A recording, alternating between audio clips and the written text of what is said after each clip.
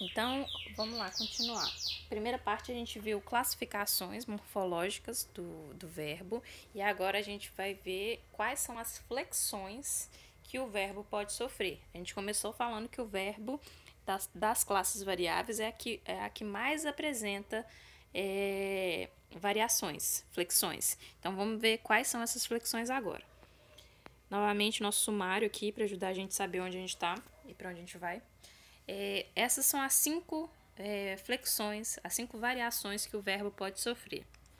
Ele pode variar de acordo com a pessoa. Pessoa, novamente eu falo, quando a gente fala de pessoa, a gente está falando das pessoas do discurso. Primeira, segunda e terceira, que pode ser do singular ou do plural. Eu, tu, ele, nós, vós, eles. Pode se modificar, pode variar de acordo com o número, singular e plural. Pode variar de acordo com o tempo, que vai ser presente, futuro e pretérito.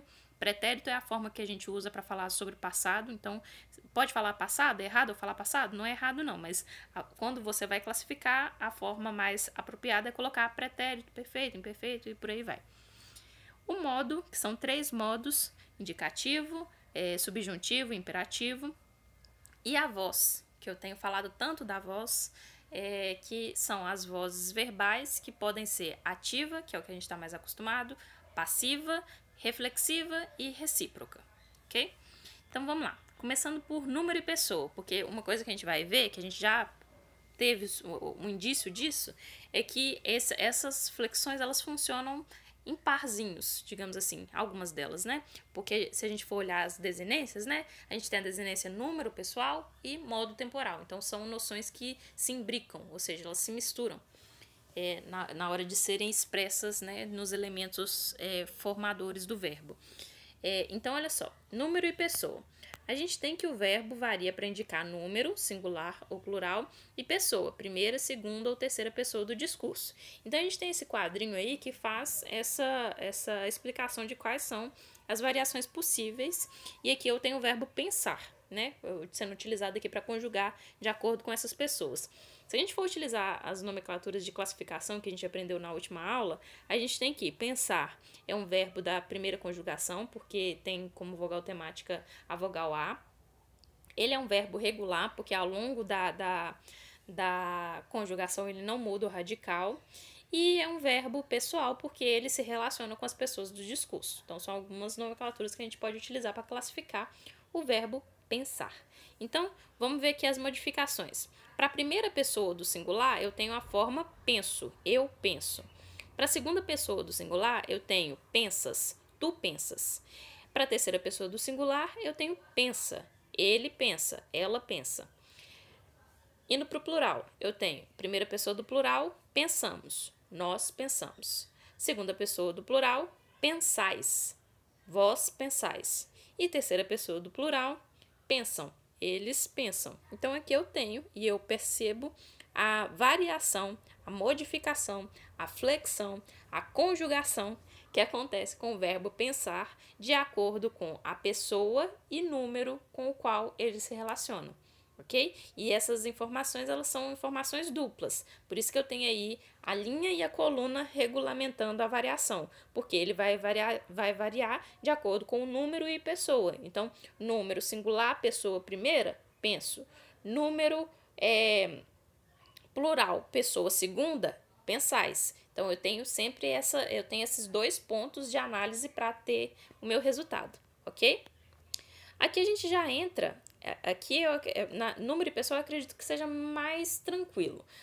Agora a gente entra numa que tem mais divisões, que talvez possa trazer um pouco mais de dúvida, mas a gente vai conseguir resolver essas dúvidas hoje, que é a variação, a flexão de tempo. O tempo, como eu falei com vocês, ele é dividido em 3 grandes categorias. Eu tenho a primeira, que é o presente, né, que é o agora. Eu tenho o pretérito, que é o passado, né, o antes.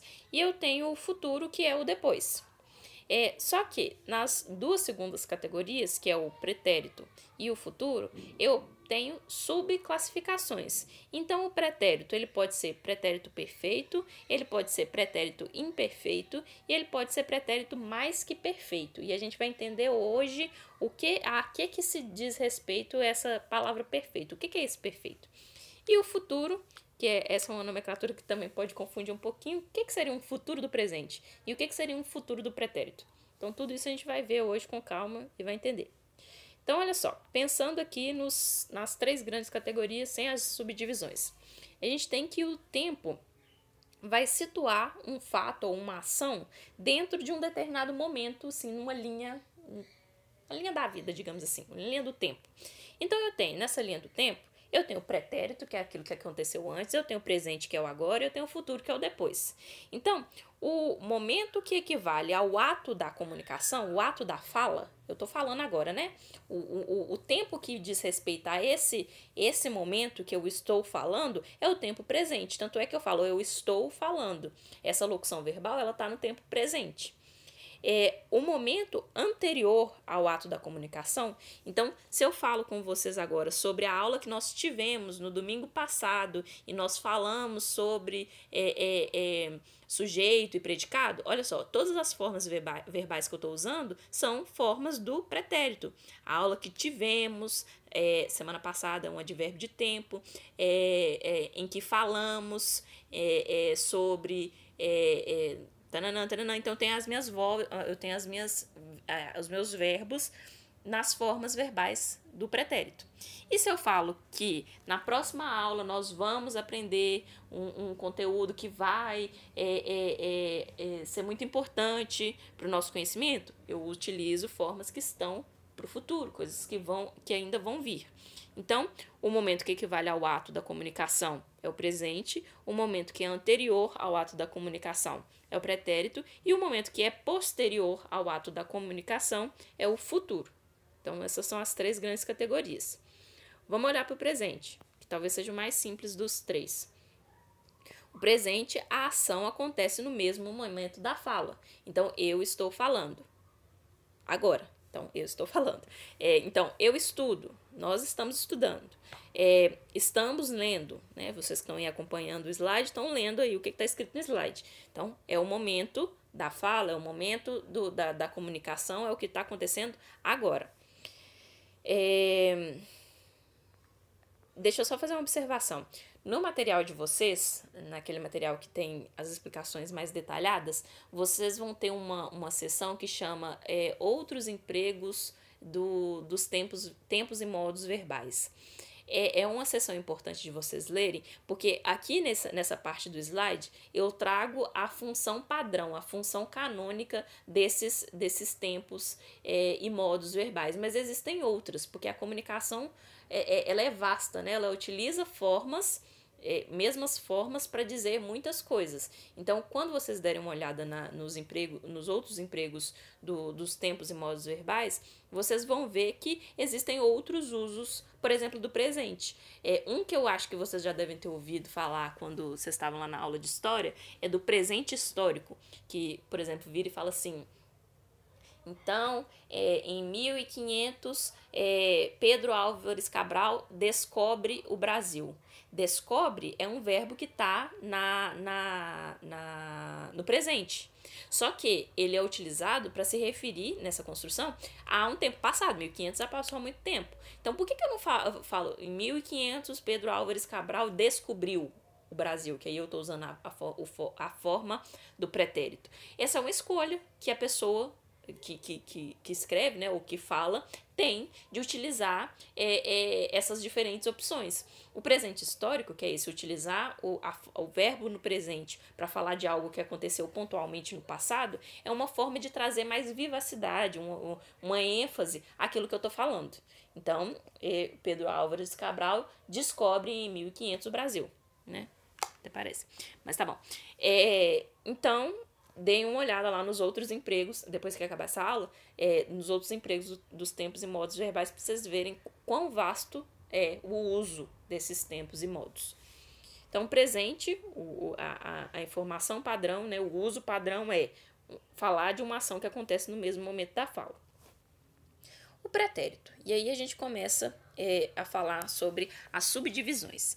E aí, antes de falar das subdivisões, não precisa nem olhar para o slide agora. Só acompanha o que eu estou falando.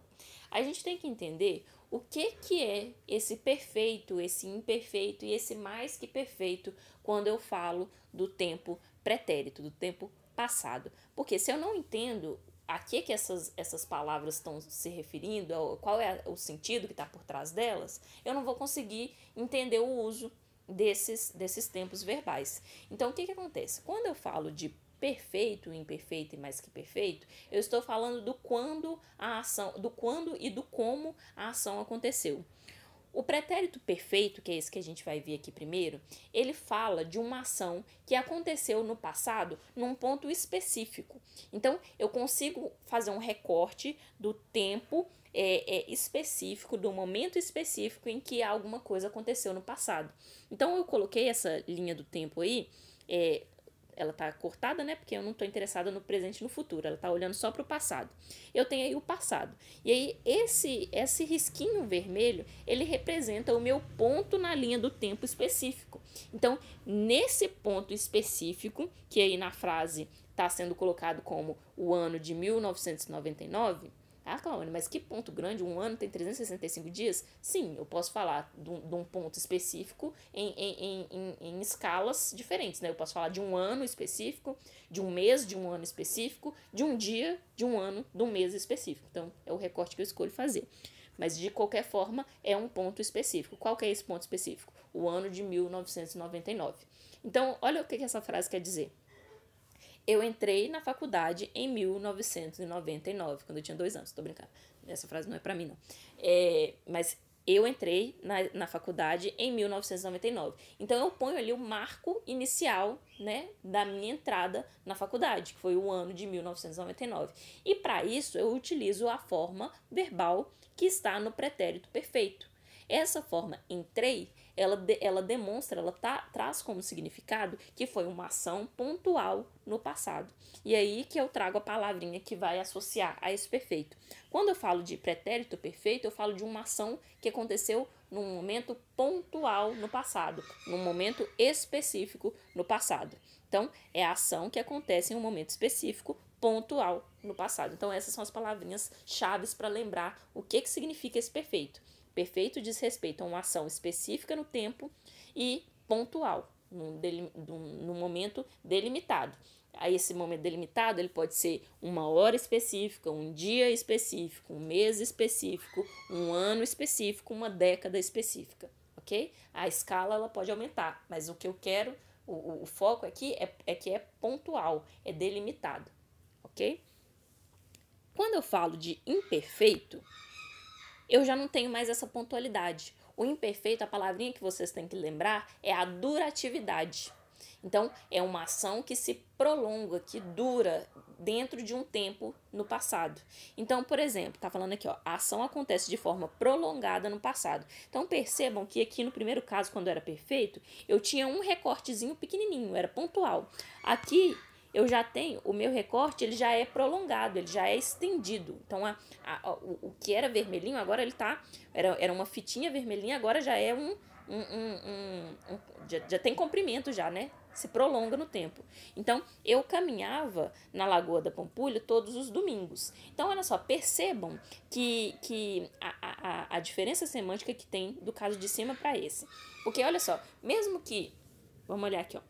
Mesmo que aqui eu falo de um ponto específico, que é o ano de 1999, eu delimito esse ponto como ponto start, o ponto inicial para uma coisa, né? Que nesse caso aqui foi a coisa entrar na faculdade. Agora, olha só como que é diferente aqui. Aqui eu pego, vamos supor que seja o mesmo ano de 1999, não tá dito aqui não, mas tá dizendo que são todos os domingos. Então, ao longo de todos os domingos, eu caminhava na Lagoa da Pampulha. Então, não é uma ação que aconteceu num momento específico. Entrar na faculdade foi num momento específico. Se eu quiser especificar, eu posso colocar assim, ó, em março de 1999 eu entrei na faculdade, pegando o calendário da UFMG que começa mais ou menos em março, né? Mas aqui, no caso do imperfeito, não. Eu tenho uma ação que vai acontecer num domingo, aí vai passar a semana, ela vai acontecer no outro domingo, aí vai acontecer no outro domingo, e vai acontecer no outro domingo. Então, eu tenho um prolongamento da ação. Então, todo domingo eu ia lá e caminhava. Todo domingo eu ia lá e caminhava. Então, é uma ação que se repete num tempo prolongado, não num tempo específico, ok? Então, perfeito. O pretérito perfeito, uma ação pontual, num tempo e momento específico. Pretérito imperfeito, uma ação prolongada, uma ação durativa. Ela tem uma duratividade no tempo pretérito, no tempo passado. Então, eu caminhava na Lagoa da Pampulha todos os domingos, ok? Ou, por exemplo, vamos trazer para o nosso exemplo aqui. Eu estudo português eu tenho aula de português todos os domingos. Então, no futuro vocês vão falar, eu tinha aula de português, eu estudava português todos os domingos. Então, vai ter sido uma ação que vocês fizeram de forma recorrente, de forma prolongada no passado, né? Que teve uma duratividade. Eu não lembro o nosso primeiro dia de aula, devia lembrar. Mas foi lá um dia, em março, abril, acho que foi março, não lembro não. Teve lá o início, e aí a gente foi todo domingo, ia lá e tinha aula, ia lá e tinha aula, tinha aula até um dia que vai acabar, né? Tudo na vida tem fim. Então, lá no futuro, quando vocês tiverem passado no concurso, vocês vão dizer, eu passei porque eu estudava todos os domingos. Então, foi uma ação que foi recorrente, que foi prolongada no passado de vocês. Vai ter sido, vai ser assim, né? Porque ainda não passou. Mas então, beleza. Então, aqui a gente chega no terceiro tipo de pretérito, que é o mais que perfeito. Então, bora lá. O que é o mais que perfeito? O mais que perfeito, eu tenho duas ações no passado. Essas ações, elas podem ser as duas pontuais, ou uma pontual e outra prolongada, ou duas prolongadas. A extensão delas não tem problema. O foco aqui é que são duas ações no passado. Só que uma aconteceu num passado mais passado. Ou seja, uma aconteceu primeiro e outra aconteceu depois. Então, observa aqui na minha linhazinha do tempo aqui. Eu tenho duas fitinhas de tempo marcada. Tenho dois pontos específicos marcados aqui na minha linha do tempo. Eu tenho a ação 1 e eu tenho a ação 2. Pensando que a setinha indo para trás, né, mas indo para o passado. E aqui, vamos trabalhar com esquerda e direita. A setinha indo para a esquerda tá indo cada vez mais para o passado. E em direção à direita tá indo para o mais próximo do presente. Então, a ação que aconteceu primeiro foi essa ação 1. E a ação que aconteceu depois, mas também foi no passado, foi a ação 2. Então, o que vai acontecer quando eu tenho duas ações que aconteceram no passado, sendo que uma é anterior à outra, né? Uma é mais passado do que a outra. Essa que é a mais passado, essa que aconteceu primeiro no passado, ela vai estar na forma do mais que perfeito, do pretérito mais que perfeito. Então, eu tenho aqui, quando ele chegou, a festa já começara. Então, olha só, vamos pensar nessa frase aqui. Tá que tá com o número, já dá para identificar. Mas vamos pensar aqui na semântica. O que aconteceu primeiro? A festa começou ou ele chegou? O que aconteceu primeiro? Aconteceu primeiro que a festa começou. E quando ele chegou, a festa já tinha começado. Então, essa é a lógica. Eu posso falar começar ou tinha começado. As duas formas são equivalentes para o pretérito mais que perfeito. Começar é a forma simples, tinha começado é a forma composta. A gente usa mais a forma composta, tinha começado. Então, olha só. Primeiro a festa começou e depois ele chegou. Então, essa é a ordem das ações. Então, como eu quero colocar as duas ações em relação uma com a outra, a ação que é mais passada, que é o passado do passado, eu vou usar o mais que perfeito. E aí eu vou colocar ou começara ou tinha começado. E a ação que aconteceu depois, eu posso usar ela no pretérito perfeito, que é o que está aqui, ou no pretérito...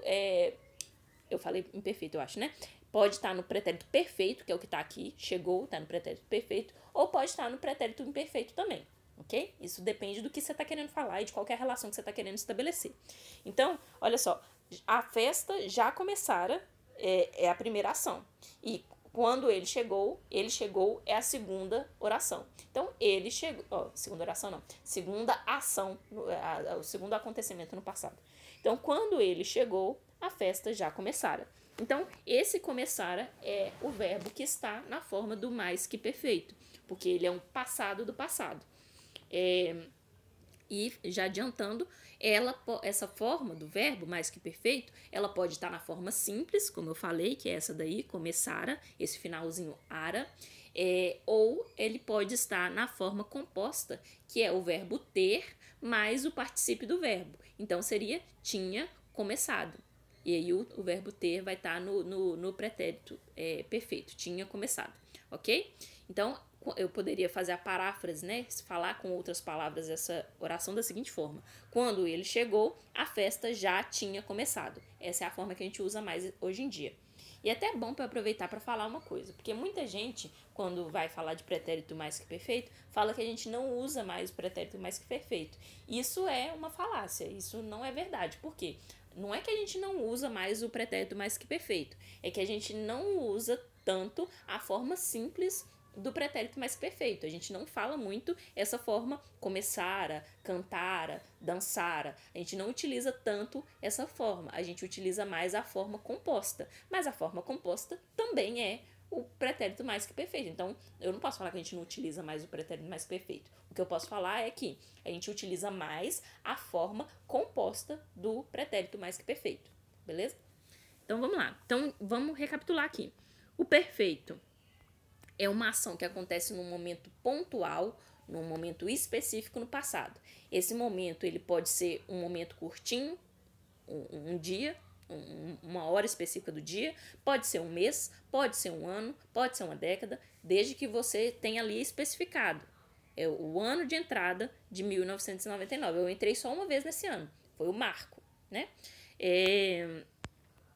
O imperfeito já não é mais pontual, ele é durativo. Eu tenho uma ação que se prolonga no tempo. Então, todos os domingos eu ia lá e caminhava.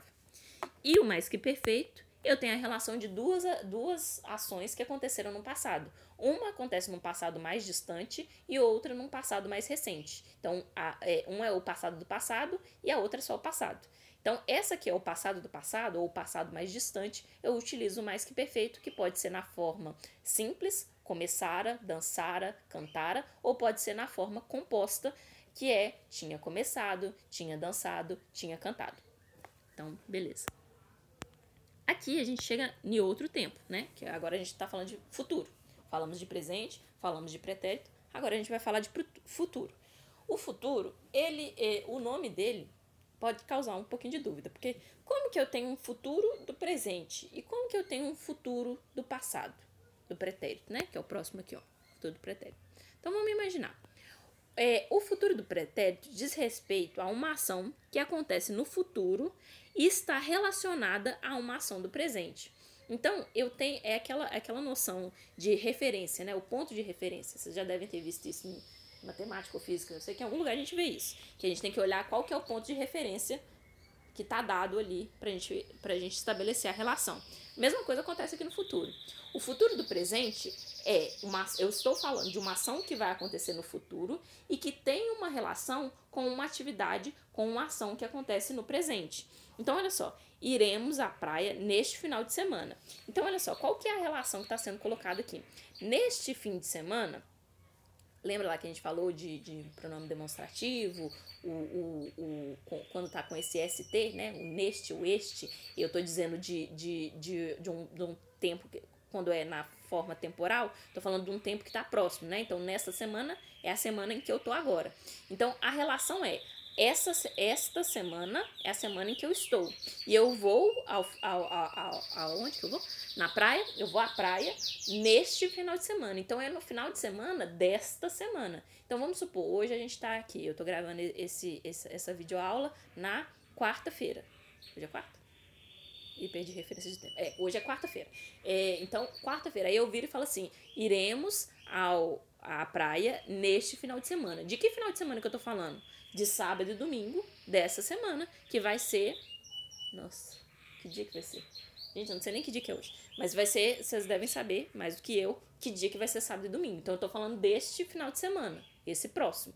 Então, eu tenho como referência a semana em que eu estou e estou falando de um evento que vai acontecer num futuro referente a esse presente, a esse agora, a esta semana, ok? Então, eu fiz até essa linha do tempo aí, né? A ação, eu estou falando da ação no futuro. O iremos, ele está no futuro, mas ele se relaciona com o tempo presente, ok? Diferentemente, mas seguindo a mesma lógica, o futuro do pretérito, ele vai... Eu vou falar sobre uma coisa que vai acontecer no futuro, se relacionando, dessa vez, com algo que aconteceu no passado. Então, olha só, uma ação que acontece no futuro relacionando-se a uma ação do passado. Foi exatamente o que eu falei. Então, olha só. Ela disse que passaria no concurso. Então, pensa aí em vocês. Pensa que vocês me disseram isso. Eles disseram que passariam no concurso. Então, o que acontece? Nesse caso específico, nessa oração específica, eu tenho duas orações, né, na realidade. Eu tenho ela disse, é minha primeira oração, e passaria no concurso, é minha segunda oração. A minha primeira oração, ou ela disse, ou eles disseram, me marca o tempo de quando isso foi dito. Isso foi dito no passado.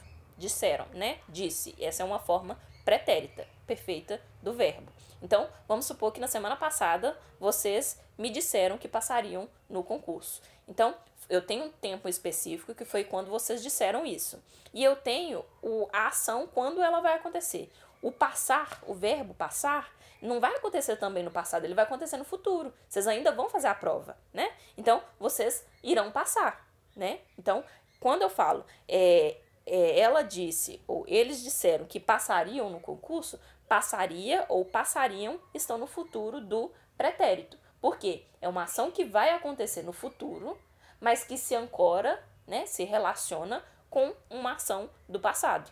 Qual foi a ação do passado? O dizer, né? Esse disse ou disseram, se eu estiver colocando no plural. Beleza? Acredito. Se tiver alguma dúvida, vocês me mandam, viu? Olha só. E aí, a gente chega aqui, acabamos, né, de falar sobre o tempo. Vimos aqui o tempo, o presente, vimos o pretérito perfeito, pontual, pretérito imperfeito, durativo no passado, pretérito mais que perfeito, duas ações no passado, uma mais passada e a outra menos passado. Aqui é passado do passado, chama mais que perfeito. Começara, tinha começado. Vimos o futuro do presente, eu estou falando de uma ação que vai acontecer no futuro, relacionando com o meu presente, iremos à praia. E o futuro do pretérito é uma ação que vai acontecer no futuro, mas que se relaciona com uma coisa do passado. Então, disse é o meu passado, e o que vai acontecer no futuro? Passaria, né? Então, passaria no futuro e disse no passado. E aqui a gente chega às locuções verbais, que a gente já falou muito delas, não sem saber, né? Mas sem ter tido uma experiência mais próxima com a locução verbal. Só beber uma água aqui. Então, o que é a locução verbal, né? Já que a gente fala tanto dela. A locução, a palavra locução, ela significa mais de uma palavra, formando uma unidade. Então, eu vou ter mais de uma palavra funcionando como uma unidade só. Então, as palavras vão funcionar como uma coisa só. Então, eu tenho... o que acontece? Por exemplo, pegando o exemplo do mais que perfeito, que eu acabei de falar de forma simples e forma composta. Eu tenho o verbo começara, que está no pretérito mais que perfeito. Mas eu possuo uma forma composta, né? Eu tenho duas palavras, tinha, começado, que funcionam como uma só, começara. Então, eu tenho uma locução verbal. Essa é uma locução verbal que forma o tempo composto do mais que perfeito. Começar a forma simples, a locução verbal tinha começado, que forma a minha forma composta do tempo mais que perfeito. Beleza? Então, como é que eu construo a minha locução verbal? Eu tenho o meu verbo auxiliar, lembra lá? A gente falou na aula passada. Que vai ser variável, então ele vai modificar em número, pessoa, em modo e em tempo. Eu posso ter ou não uma preposição. Por que eu coloquei de? Era para colocar a preposição.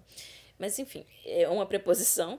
E seguida de um verbo principal que vai ser invariável. E olha aí que eu coloquei um asterisco que a gente já sabe por que eu pus. Que é, as locuções de voz passiva, da voz passiva, são uma exceção. Porque a gente viu que na voz passiva, o verbo principal, que vai estar lá no particípio, ele vai poder se modificar tanto em número quanto em gênero. Lembra lá? As bananas foram comidas? Olha lá o comidas. Tá no particípio, no plural e no feminino, concordando com o sujeito. Então, essa é a locução que é exceção para essa regra aqui. Então, eu dei um exemplo de locução que é formada por verbo auxiliar, verbo principal, que é o tinha começado, que equivale ao começara. E no início da aula, no início não, na aula passada, eu falei de uma outra locução verbal que usa a preposição, que é, por exemplo, quando eu falo, o exemplo foi eu estou a plantar o meu pé de manga. Nem sei se era de manga. Estou a plantar. Então, estou está conjugado aqui em tempo, em pessoa. A é minha preposição e plantar é o meu verbo principal na forma do infinitivo. Então, estou a plantar. Então, eu tenho verbo auxiliar, preposição e verbo principal. Ok? Aqui a gente chega a outra grande categoria, né? Nós vimos tempo. Primeiro a gente viu número e pessoa, depois vimos tempo e agora a gente vai ver modo. O modo, ele se divide em 3 categorias. Eu tenho o modo indicativo, eu tenho o modo subjuntivo e eu tenho o modo imperativo. O que é cada um deles? O modo indicativo vai expressar uma realidade, né? E essa realidade, assim, entendo, bem relativizada. Por quê? É uma realidade dos fatos que são verdadeiros ou de fatos que são supostos verdadeiros, ou seja, que são imaginários. Então, se eu penso, por exemplo, num livro de ficção, dentro daquele universo ali que o autor, que o narrador constrói, aquilo ali é uma realidade. É uma realidade paralela, é uma realidade que não existe, mas é uma realidade dentro daquele contexto. Então vamos pensar lá em Jogos Vorazes, que vocês devem conhecer, ou aquela série lá dos dissidentes, delinquentes, detergentes, um trem assim. É uma realidade paralela, mas é uma realidade dentro daquilo ali. Então, nesse sentido que eu falo para vocês relativizarem o que é essa realidade, porque vai ser de fatos verdadeiros ou supostos verdadeiros. Então, vamos lá olhar como que a gente usa o indicativo. Se eu falo assim, eu vou ao cinema, então eu estou falando de uma realidade. Pode ser uma realidade que não vai se concretizar? Pode chegar a hora de eu ir no cinema e eu estar cansada demais, ou pode chegar a hora de eu ir no cinema e ter uma quarentena e eu não poder ir no cinema. Então, é uma realidade que pode se confirmar ou não, que pode ser verdadeira ou não, mas continua sendo uma realidade e por isso eu utilizo o modo indicativo. Saíram cedo de casa. Aqui eu sei que foi verdadeiro mesmo porque aconteceu no passado. Então, se já aconteceu no passado, eu posso provar que aconteceu ou não. Então, saíram cedo de casa. Então, é uma realidade confirmada e verdadeira. Outro tipo de uso é o subjuntivo, e aqui eu não trato mais de realidade, eu trato de incerteza, eu trato de possibilidade, de dúvida, de vontade, de esperança, uma suposição, uma concessão, né? Conceder algo, um desejo. Então, quando eu falo assim, espero que a quarentena acabe logo. Então, quando eu uso esse espero, quando eu uso esse que acabe, esse acabe, ele tá no subjuntivo, ele tá expressando o quê? Um desejo, uma vontade, uma esperança minha. O espero, quando eu falo eu espero, o espero é o indicativo mesmo, que é uma realidade, é o que eu tô esperando. Então, olha só, é possível que chova. Olha só, esse chova esse chove está no subjuntivo. E aí eu tenho até a semântica de outros itens da frase me ajudando a trazer essa semântica de possibilidade. Olha aí a palavra possível. Possível traz o sentido de possibilidade. Mas quem está na forma do subjuntivo aqui não é o possível, é o chova, né? Que chova. Se estudassem mais...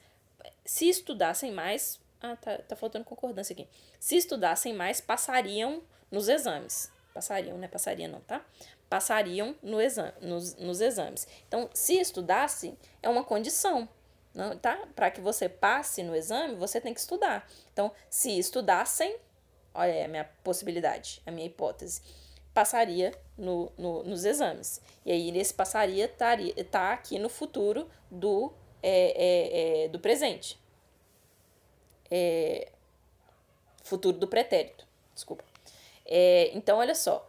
E aí a gente chega no último caso, que é o imperativo, que é o modo que expressa uma ordem, um preceito, um conselho, uma exortação, um pedido, um convite, né? Tudo que a gente faz com o sentido de pedir ou mandar ou aconselhar alguém. Então, volte logo. Então, saiu de casa e eu tô lá. Volte logo. Então, volte está na forma do imperativo. Ou, não fiquem aqui, tá perigoso demais. Então, esse fiquem está na forma do imperativo. Então, a gente vai ver, ao longo dessa aula, estratégias para a gente saber identificar quando está no subjuntivo e como que eu formo o imperativo. O indicativo, eu acredito que ele seja mais tranquilo para a gente, porque é a forma que a gente mais utiliza, né? A gente fala mais no indicativo. Então, uma observação que eu tenho a fazer sobre os modos, para a gente perceber essa semântica, né, que está por trás de cada um deles. Primeiro, falando do indicativo e do subjuntivo. Eu tenho aqui duas orações, dois períodos na realidade, né, porque cada um deles tem duas orações, que só se modificam pela forma de um verbo que está na segunda oração. Então, eu tenho aqui, eu quero um remédio que acaba com a minha dor de cabeça.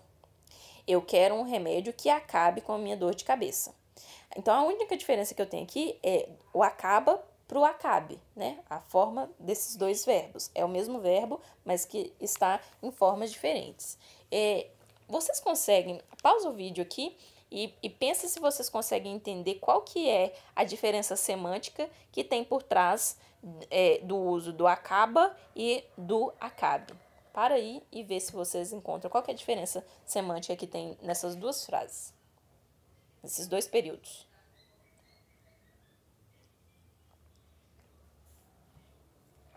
Então, olha só, aproveitei para beber uma água também. No primeiro caso, a gente tem o verbo sendo utilizado no indicativo, no modo indicativo. E no segundo caso, a gente tem o verbo sendo utilizado no subjuntivo. Essa é uma informação que pode ajudar a entender qual que é a diferença. Quando eu chego na farmácia e falo, eu quero um remédio que acaba com a minha dor de cabeça, eu estou falando de um remédio específico. No meu caso, o remédio que acaba com a minha dor de cabeça é a Neosaldina ou o genérico dela. Neosaldol, eu acho que chama. Então, eu tô falando, vai lá e pega o remédio que acaba com a minha dor de cabeça. Quem me conhece sabe que eu tô falando de Neosaldina. Claro que essa frase ela tem que estar aplicada a um contexto para a pessoa saber do que eu tô falando, né?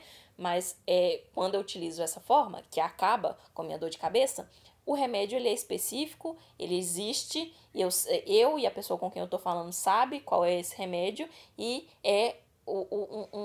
um remédio existente. Então, eu estou falando de uma realidade, de um fato, né, de algo que existe dentro da minha realidade, de algo que é existente, que é verdadeiro.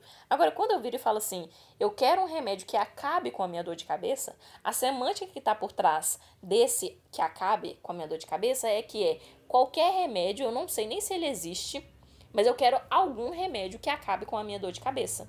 Então, é dentro de um campo de possibilidades. Encontra um aí que acabe com a minha dor de cabeça. Se não tiver, inventa um, porque eu tô com muita dor de cabeça. Então, são essas as semânticas, as distinções semânticas que tem por trás de cada um desses usos. Quando eu uso o modo indicativo, que é o que está na primeira oração, no primeiro período, o que acaba, eu tenho a certeza de que eu sei qual é esse remédio, a pessoa com a qual eu estou falando, ela também sabe qual que é o remédio, ela vai lá na prateleira e vai pegar para mim, porque ela sabe qual que é. Agora, quando eu falo um remédio que acabe com a minha dor de cabeça, eu não sei qual que é esse remédio, eu não sei nem se ele existe, eu só sei que eu quero. Então, o farmacêutico lá, ele vai me sugerir alguma coisa, ou ele vai virar e falar assim, minha senhora, não tem ainda. Porque nem existe. Então, eu tenho essas duas diferenciações semânticas por trás do uso do indicativo e do subjuntivo. Agora, vamos falar sobre o imperativo, que é uma coisa que eu percebo quando eu falo de imperativo, é que muitas das vezes as pessoas acham que imperativo é só ordem, é só o mandão, né? Tá me mandando fazer isso. Só que a gente usa o imperativo para muitas outras funções. Então, eu tenho para a ordem mesmo, façam silêncio. Vocês estão fazendo bagunça demais. Eu viro e falo, façam silêncio, eu quero que vocês calem a boca, tô mandando. Mas eu posso fazer um pedido. Então, por exemplo, eu tenho aqui um trechinho da oração do Pai Nosso, que aí tem uma parte que fala assim, o pão de cada dia nos dai hoje. Esse dai, nos dai, não tá sublinhado aí, mas é do dai que eu tô falando, né? Até porque é o único verbo que tá, é o único verbo da oração. O dai está na forma imperativa. E qual que é a semântica que está por trás disso? Um pedido. Você não está mandando Deus te dar o pão de cada dia, você está pedindo para Ele. E, por último, eu tenho aqui um convite, que é, vem aqui em casa no sábado à noite. Tá errado aqui, é no sábado à noite. Não é no sábado à noite. Então, o que acontece? Esse venha, ele está na forma do imperativo, ok?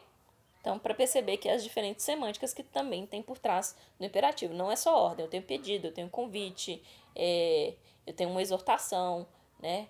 Eu tenho várias outras semânticas que podem estar por trás do imperativo, beleza?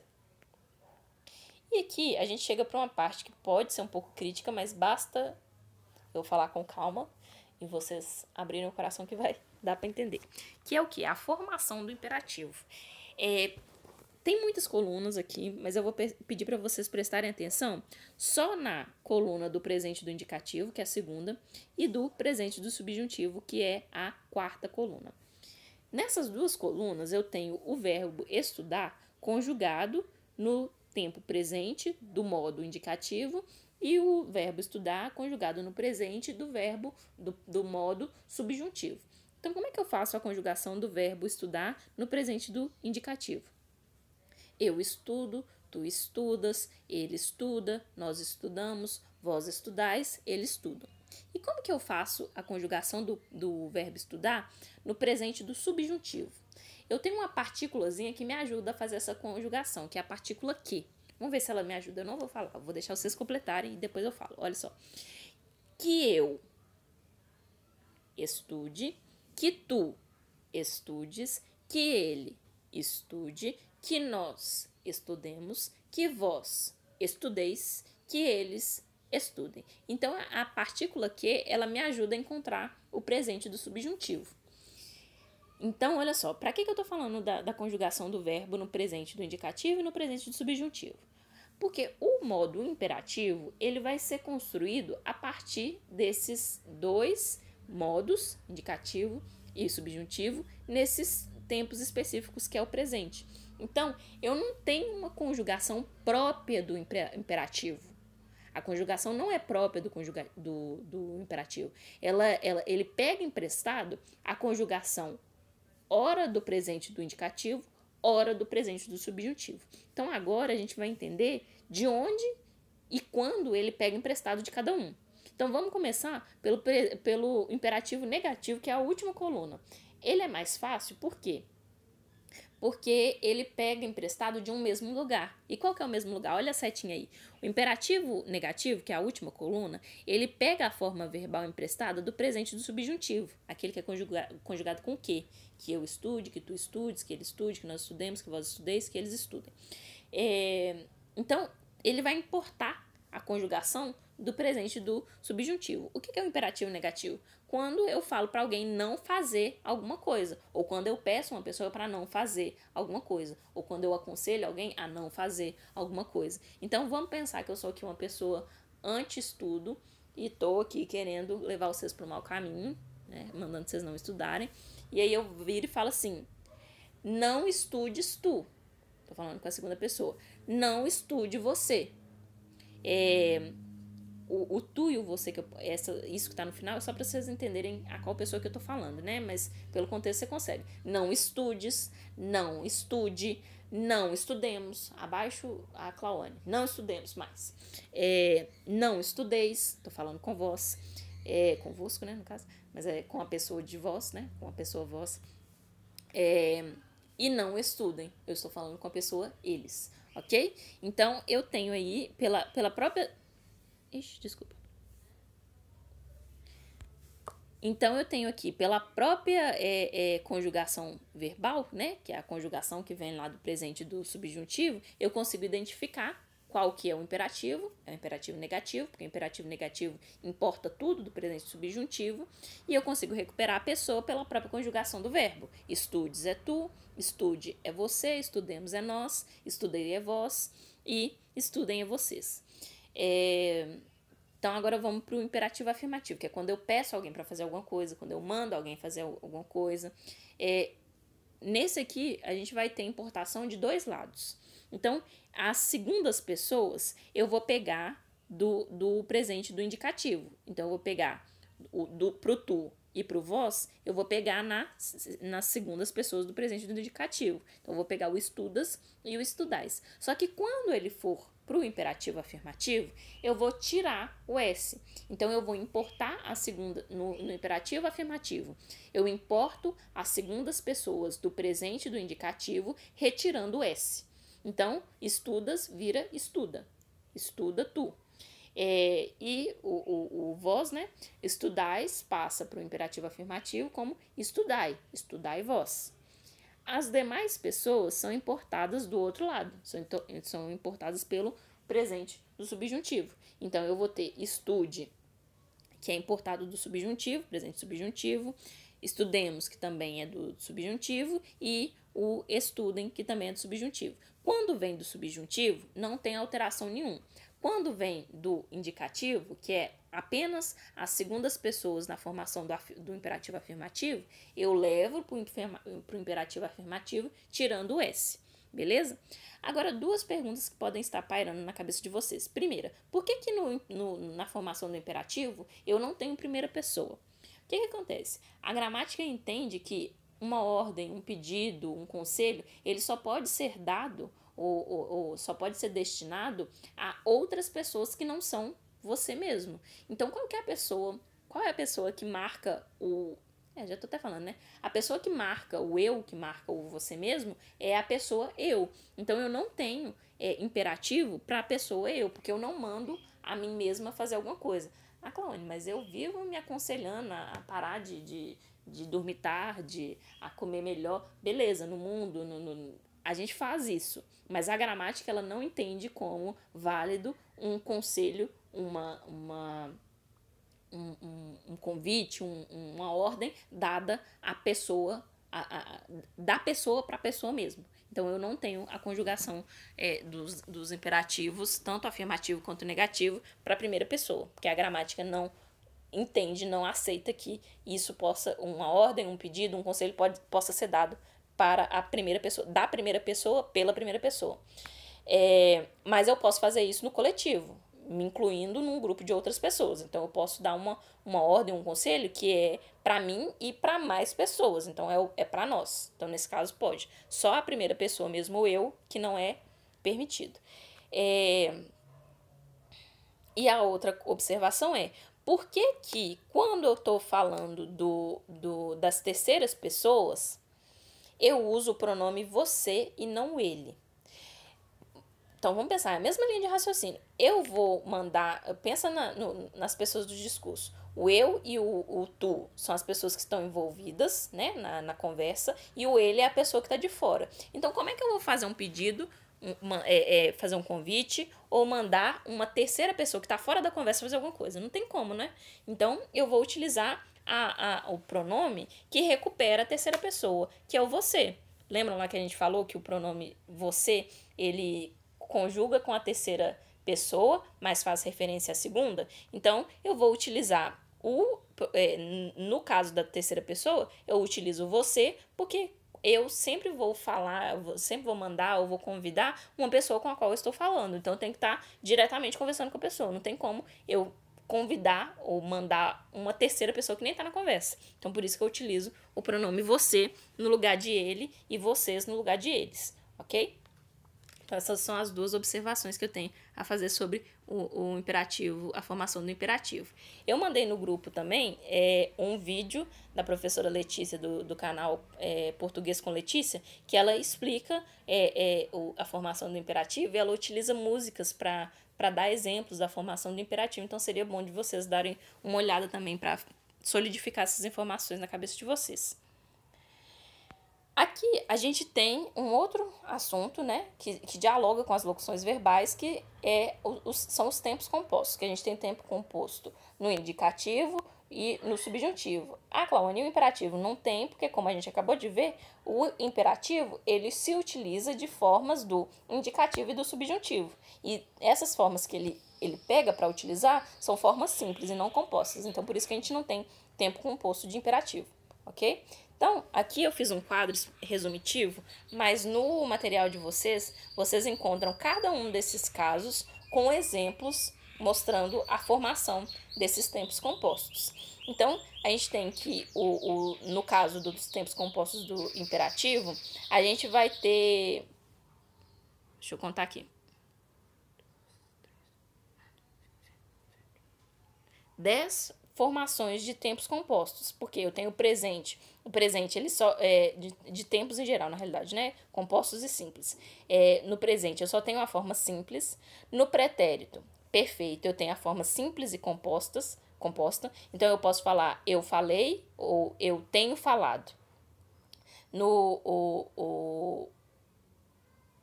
o pretérito imperfeito eu tenho simples apenas, eu não tenho composto, então eu falava, só a forma simples, e o mais que perfeito, que é o que a gente já viu, eu tenho simples e composto. Então, falara e tinha falado.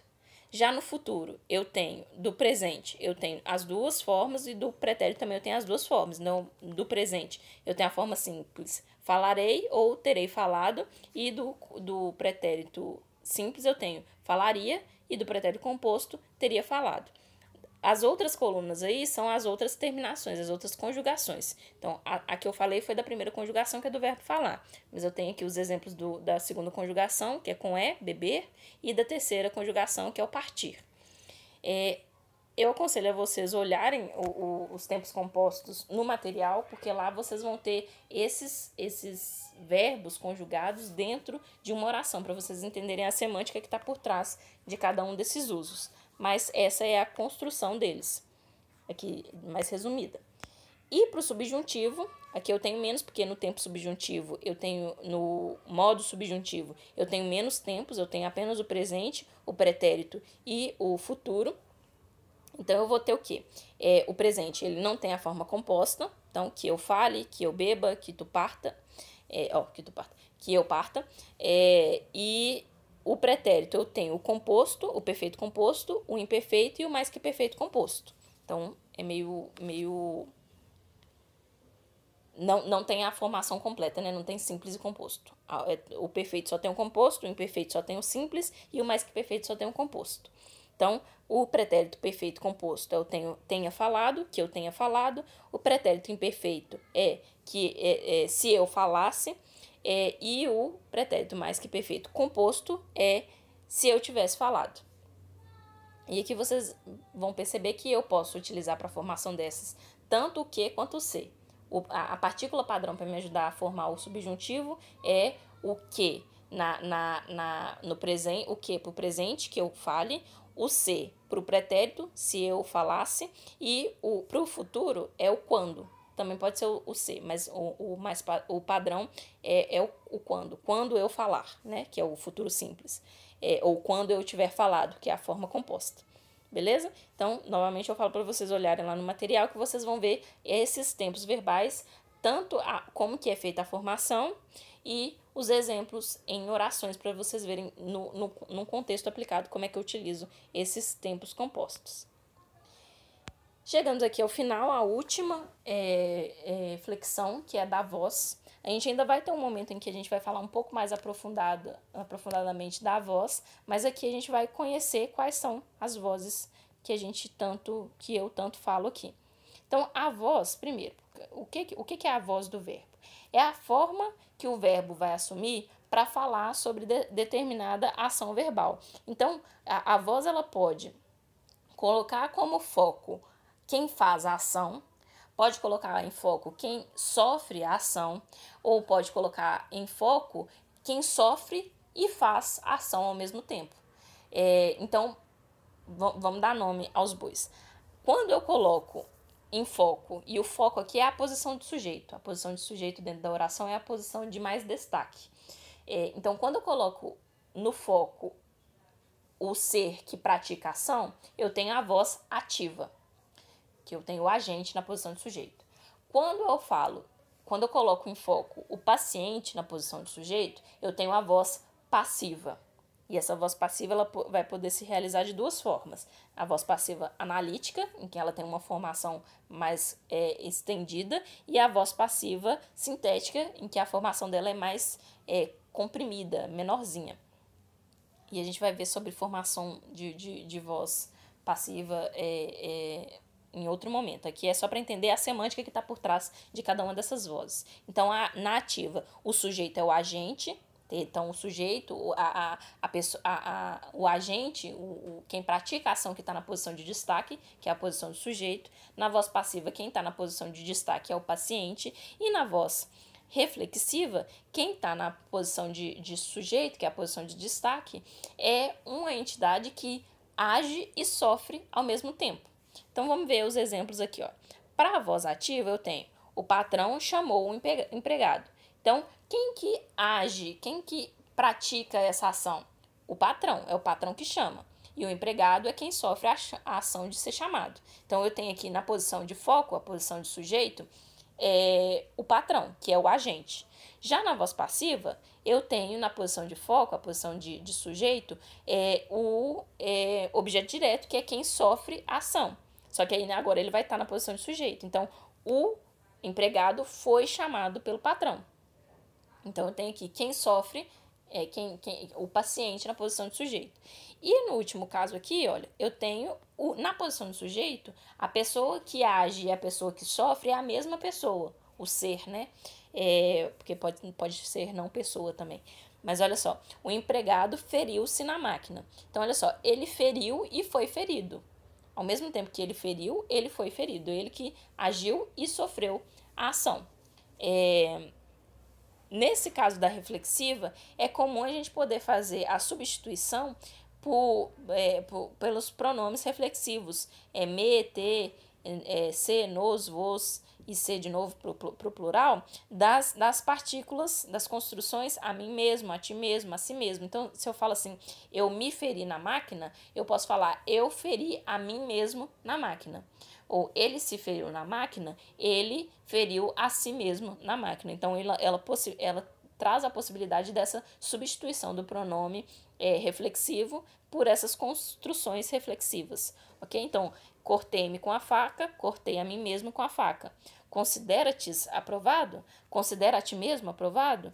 Já nos intoxicamos com alimentos estragados. Já intoxicamos a nós mesmos com alimentos estragados. Então, essas são as 3 vozes. Tem a recíproca também, que eu não coloquei aqui, mas por exemplo, nós nos abraçamos. Quando a quarentena acabar, nós nos abraçaremos. Então, nos abraçaremos. O que acontece nessa ação aqui? Eu abraço e sou abraçada. Então, percebam aqui que é diferente da reflexiva, que na reflexiva eu faço a coisa e essa coisa acontece comigo. E na recíproca, eu faço uma coisa com alguém e esse alguém faz essa mesma coisa comigo. Então, vamos substituir coisa por ações específicas, né? Então, o abraçar, quando eu abraço alguém e esse alguém me abraça de volta. Então, não é eu que estou me abraçando, eu posso me abraçar. Posso fechar meus braços em volta de mim e me abraçar. Isso é reflexivo. Agora, se eu abraço alguém, a ação de abraçar, o nos abraçar, é uma ação recíproca. Eu abraço e sou abraçado por outro alguém, ok? Mas nós vamos ver em outro momento, a gente vai falar mais sobre vozes verbais. Aqui é mais para entender a semântica por trás de cada uma das vozes. Ativa, o agente está na posição de sujeito. Passiva, o paciente está na posição de sujeito. Reflexiva, o sujeito ele é ao mesmo tempo agente e paciente, sendo que ele causa a ação nele mesmo, e na recíproca também o agente, o sujeito é agente e paciente, mas dessa vez ele faz a ação em alguém e alguém faz a ação nele, ok? E aqui a dica que eu sempre dou, né, é utilizar esse aplicativo ou no próprio site do conjugação.com, porque ele ajuda muito, tanto nas conjugações verbais, caso vocês estejam escrevendo e não tenham certeza de qual que é a forma correta do verbo, aí vocês podem checar lá qual que é a forma certinha, eles dão dicas também de conceitos. Então, explica, por exemplo, o que é um verbo abundante, o que é um verbo pronominal. Então, é uma plataforma que vocês podem utilizar para tirar dúvidas e para revisar alguns conteúdos. Ok? Então, tem tanto aplicativo para o celular e vocês podem acessar pelo link que está aqui embaixo. Então, tem as atividades aí, no caso, o Fran, agora é direcionado especificamente para você. Vocês façam essas atividades juntamente com a atividade do das classes invariáveis. E aí, quando você tiver feito, você me manda pra gente corrigir e pra eu te dar o feedback. O resto do pessoal já acompanhou a correção, então tá tranquilo.